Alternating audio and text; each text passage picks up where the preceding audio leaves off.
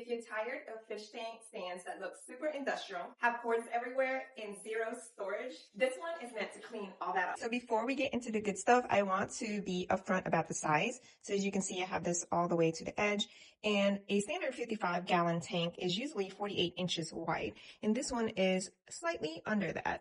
So you would have a slight overhang if this is what you were going to use this for. So if you're someone who wants a super flush fish tank, and you're strict about zero overhang, then this one might not be for you. What I do love about this is the functionality of it, because you have all these drawers.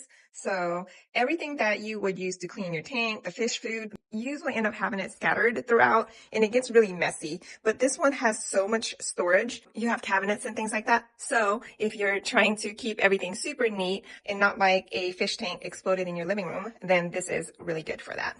So this middle part, like I said, comes out, and so it's customizable to how much you want it to be up high or down low, or you can completely take it out and have another tank down here, maybe like another reptile tank if you wanted. This built-in outlets is honestly one of the best features. So your filters, heaters, lights, everything plugged in right here without having cords hanging everywhere. And then this is actually hidden in here. So you do have this cutout right here so that you can hide this cord in the back. Now let's talk about weight, because this is made out of engineered wood and not solid wood. So placement and proper assembly matters a lot. If you're planning a fully filled, heavy 55 to 75 gallon tank that's going to be sitting on this long term, especially with thick substrates and rocks, I personally wouldn't push the upper limit. The finish is more farmhouse style than heavy duty, so you do want to be careful when you're putting it together, because if you're too rough, you can chip the wood. This works best if you want something that looks like furniture, has storage, and works great for lighter setups